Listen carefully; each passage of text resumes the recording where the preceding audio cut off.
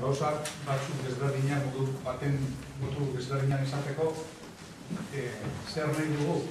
Lehengo eta behin hitz egiten ari gara guztion izenean, nahiz eta lau pertsonak hitz egin guztion izenean hitz egiten ari. Bueno, gure aldarrikapena da kalea aldarrikapena.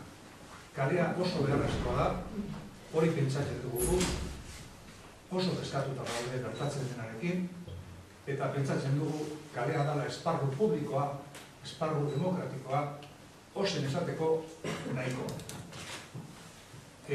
Horregatik egiten dugu planteamendu bat, jendeari, batez ere gure jendeari esateko kalera joan beharra da.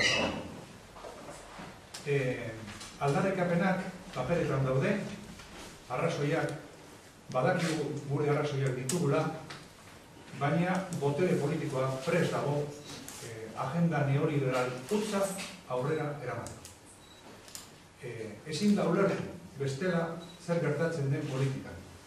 Ezin da ulertu politikaren menpekotasuna, kapitalaren menpean egotea, oraingo egoera.